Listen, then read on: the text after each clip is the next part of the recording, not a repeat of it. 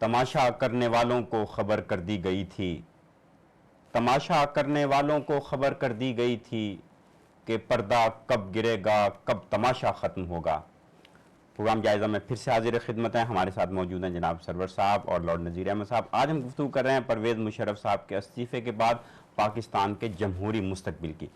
Server साहब, वक्फे से पहले पूछना चाह रहा था आपसे कि जो हम आज़ाद अदलिया की बात कर रहे हैं और अभी ऐसा लगता है कि अदलिया की बहाली में भी कोई ना कोई रखना है बीच में, कहीं ऐसा तो नहीं कि ये सियासतदान सोच रहे हों कि अदलिया बहाल हो गई तो कहीं हम ही गिरफ्त में ना आ जाएं?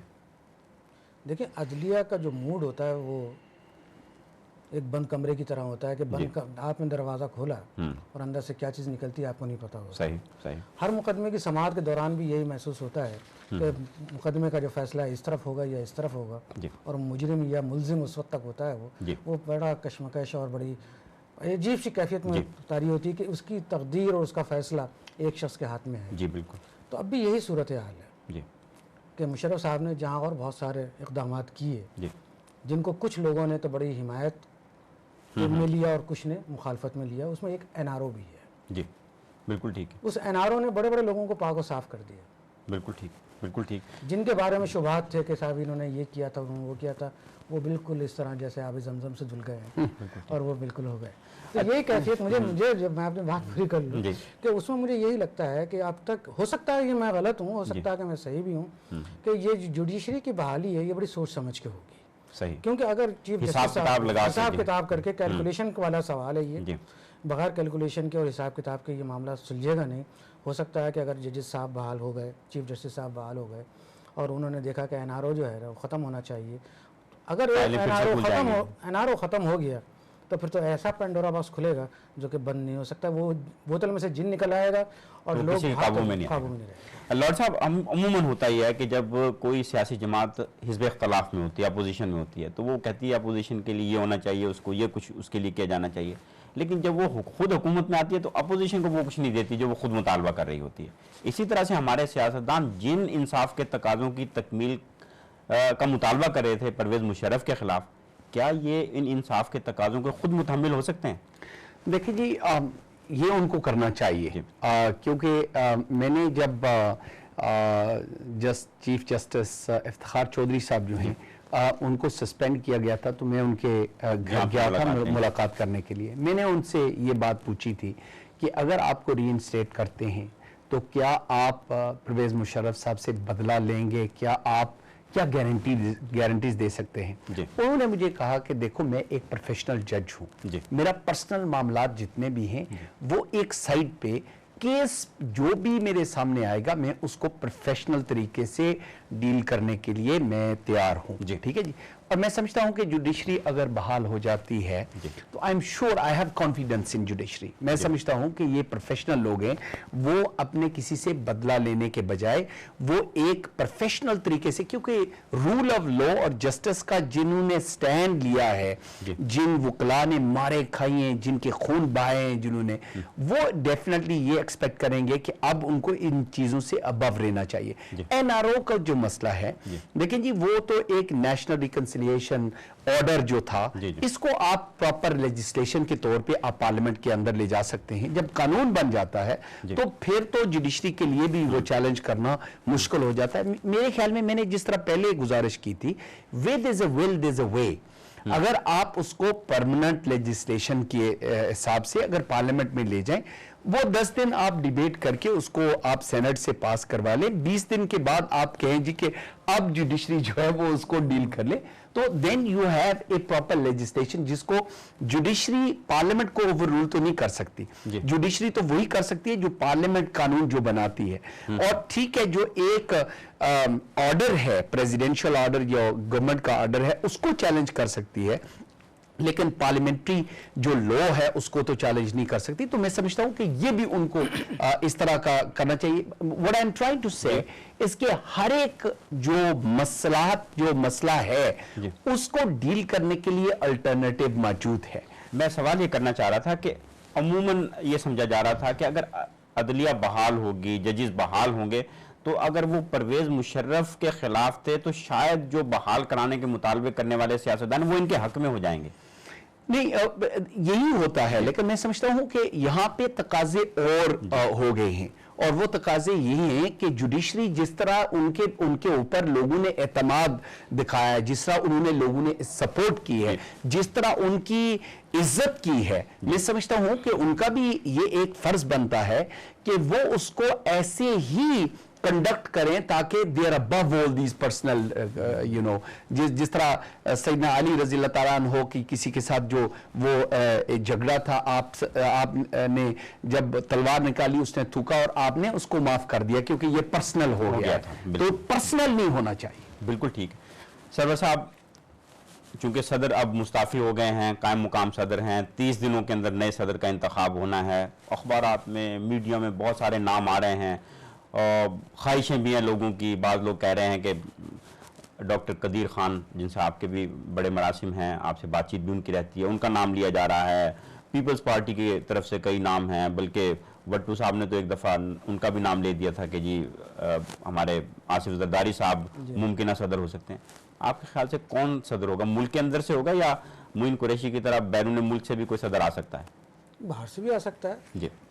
मैं तो कहूँगा अपने लॉर्ड अहमद साहब बैठे हुए हैं, लॉर्ड भाई बैठे हैं, इनको बना दिया, उनको ऐसा गैर जानबदार सदर नहीं चाहिए। संजीदगी की बात ये है, वैसे ये मेरी प्रपोजल वैसे पर संजीदगी के साथ ही थी, लेकिन डॉक्टर कदीर को भी बनाना चाहिए जी। मैं तो समझता हूँ कि बिल्कुल जो उनका किरदार है जी, क्योंकि उनके खिलाफ जो इल्ज़ामात थे, अगर उनका हमने चार्जशीट उनको दी और उनको फिर तहक़ीक़ात शुरू हुई तो बहुत सारे लोग सामने आएंगे, बड़े बड़े चेहरे सामने आएंगे जो हमारी हुकूमत में भी रहे, हुक्मरान भी रहे और आगे आने वाले भी हैं, तो वो उन लोगों में शामिल है। अब जहाँ तक ये है कि कौन होना चाहिए जी, इसमें भी बड़ा उतार चढ़ाव हुआ है।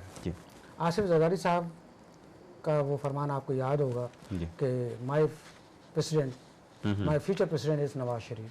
अच्छा, ये उन्होंने कहा उसको, लेकिन नवाज शरीफ ये भी कह चुके हैं कि सदारत पीपल्स पार्टी का इस्तेहकाक है। नहीं, देखिए सदारत पीपल्स पार्टी का डेफिनेटली इस्तेहकाक है और हो सकता है, लेकिन प्राइम मिनिस्टर जब इस वक्त पीपल्स पार्टी के पास है जी, तो मैं समझता हूँ कि अजीम तर मुफाहमत का तकाजा ये है कि PMLN को ऑफर करनी चाहिए कि भाई ठीक है, उस तरह ये होगा कि रफीक तारड़ साहब को वापस ले आए।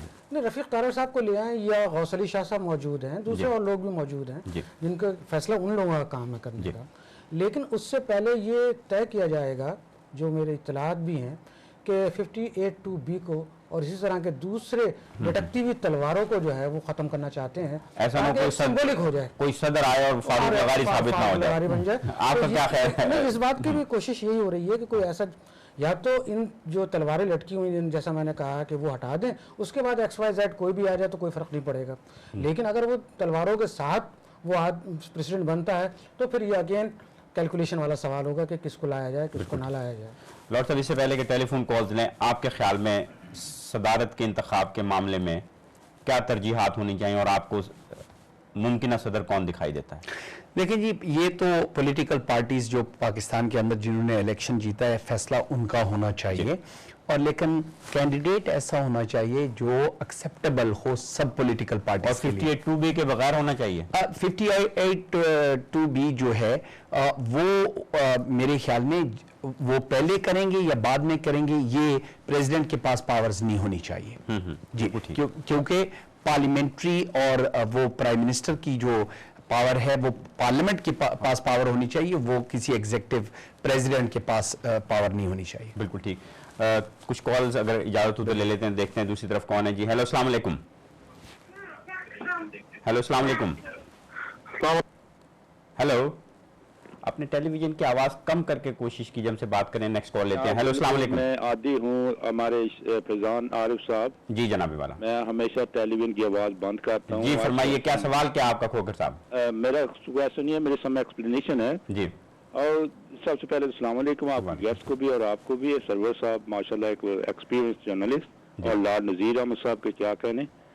मेरे ये है, उन्होंने फरमाया सरवर साहब ने कि उन्होंने कुछ अच्छे काम भी किए जी। मैं कुछ काउंट कराना चाहता हूँ उन्हें। सबसे पहले काम उन्होंने ये किया कि इलेक्टेड, मैं समझता हूँ कि it was personal vendetta with Nawaz Sharif. He ousted elected president and he took over. Then what he did after 7/11, he agreed all the terms with the American, not asking to wipe out all the Pakistan debts, you know, and he got PNS in return. उसके बाद क्या हुआ? आपको मैं not a single megawatt बिजली was produced. Ji. His ministers in his time, his ministers made billions of rupees from the public in sugar scandal. Ji. And then wheat was exported on cheap price, and it was imported again, and public suffered. In it. जी, बहुत शुक्रिया जनाब अनवर खोकर साहब, और एक और call ले लेते हैं। हेलो, अस्सलाम वालेकुम। वालेकुम सलाम जी, कौन साहब?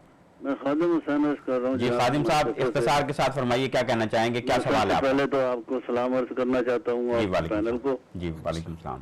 तो ये है कि मीडिया से पता चला है जी कि जुडिशरी के इससे पहले जो है वो सदर साहब पर एक्स प्रेसिडेंट को इम्यूनिटी दी जाएगी। जी, ये कंडीशन है, इसलिए मीटिंग जो है वो प्रोलॉन्ग कर रही है। अच्छा।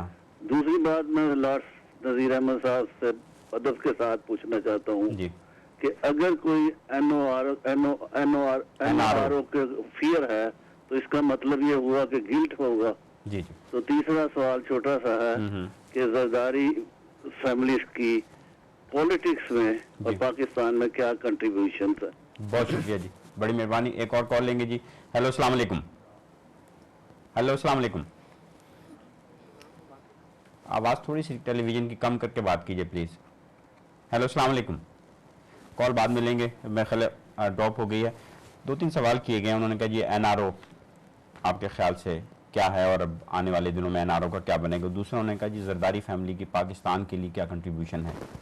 देखिए जी, एनआरओ जो है वो नेशनल रिकन्सिलिएशन ऑर्डर इसलिए बनाया गया था क्योंकि बहुत सारे लोगों पे इल्ज़ामात लगाए हुए थे जो जनरल परवेज़ मुशर्रफ साहब ने लगाए थे। जिस तरह मियां नवाज शरीफ और उनके भाइयों के ऊपर वो उनकी फैमिली पे उन्होंने लगाया, लेकिन 10 साल में 9 साल में वो कुछ भी कोर्ट्स में प्रूव नहीं कर सके। ऐसे ही जरदारी साहब, देखें जी, मैं पर्सनल नहीं होना चाहता हूँ, जरदारी साहब को जेल में डाल के 8 साल जेल में रखा गया, लेकिन कोई चीज भी कोर्ट में उनको कन्विक्ट नहीं किया।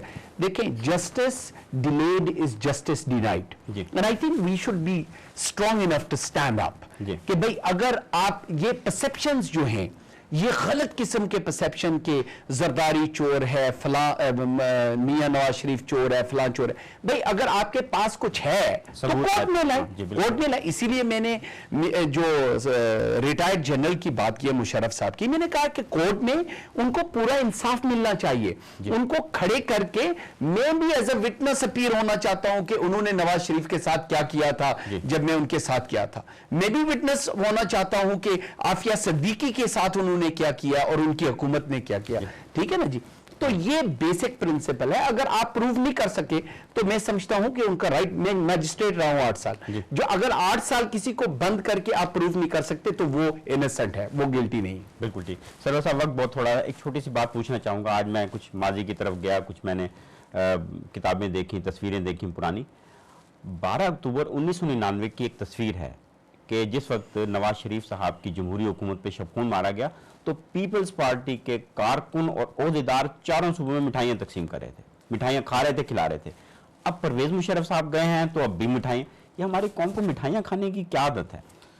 नहीं, हमारी कौम को मिठाई खाने की तो आदत जो है सो है, लेकिन अब नहीं होगी क्योंकि डायबिटिक बहुत बढ़ रहा है। जी जी, मैं तो पसंद करता हूँ फिर भी डायबिटीज के बावजूद। लेकिन मैं बताऊँ फैजान साहब, ये अलमिया है जी कि हम जब किसी ये गड़ा खोदते जी, ये सोच के खोदते हैं कि जब हमारा मुखालिफ इधर से आएगा तो इसमें गिर जाएगा और खुद गिर जाते हैं। गिर जाते हैं। बिल्कुल ठीक। देखिए, ये हमारी तवक्कुआत बहुत ज्यादा बढ़ जाती है, तवक्कुआत पूरी नहीं होती तो फिर हम निजात दहिंदा तलाश करते हैं। मैं ये समझता हूँ कि हम बुनियादी तौर पे इंतहा पसंद लोग हैं, जज्बाती लोग हैं। इंतहा पसंद है। जज्बाती होना बहुत अच्छी बात है। इंतहा पसंद है, हर चीज़ को इंतहा से ज़्यादा जाके देखते हैं। एतदाल पसंदी की राह हम चलते ही नहीं, जिसका कि हमारे मज़हब ने भी हमें सिखाया है। बिल्कुल ठीक।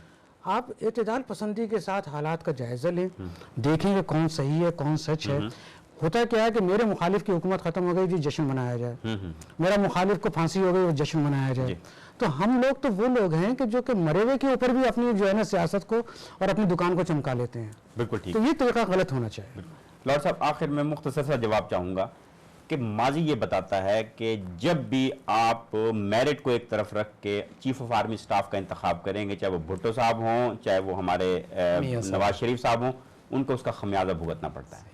क्या फौज का रास्ता रोकने के लिए मेरिट होना जरूरी है? देखें जी, फौज में बहुत सारे जो है स्पाई हैं, बहुत सारे जो ऑफिसर्स हैं, वो बहुत ईमानदार लोग हैं, बड़े प्रोफेशनल हैं। आपने देखा है कि मुशर्रफ साहब के खिलाफ भी उन्होंने बहुत बड़े जो है जंग लड़ी है इंसाफ की, और उन्होंने कहा जी कि ये गलत कर रहे हैं। और लेकिन मेरिट के बगैर ना तो फौज में किसी को प्रमोशन मिलनी चाहिए, ना ही जुडिशरी में, ना ही सिविल सर्विस में, ना ही पाकिस्तान के किसी और महकमे के अंदर। मेरिट पे ही हर चीज होनी चाहिए, और उसमें कास्ट, क्रीड, कलर या उसके क्लास का वो इश्यू नहीं होना चाहिए। मेरिट जिसका बनता है, जिसका राइट बनता है, उसको प्रमोशन मिलनी चाहिए। बिल्कुल ठीक। नाज़रीन मोहतरम, इसके साथ ही प्रोग्राम जायज़ा का वक्त अपने अख्ताम को पहुंचता है। इस दुआ के साथ कि अल्लाह करे कि अब पाकिस्तान के अंदर आइन, पार्लियामेंट और इंसाफ की बालादस्ती हो। मैं मोहम्मद सरवर साहब का और लॉर्ड नज़ीर अहमद साहब का बेहद ममनून हूँ। इस शेर पे ख़त्म करूँगा कि ये वक्त किसकी रौनक पे खाक डाल गया, ये वक्त किसकी रौनक पे खाक डाल गया, ये कौन बोल रहा था खुदा के लहजे में। फैज़ान आरिफ को इजाज़त दीजिए। अल्लाह निगहबान।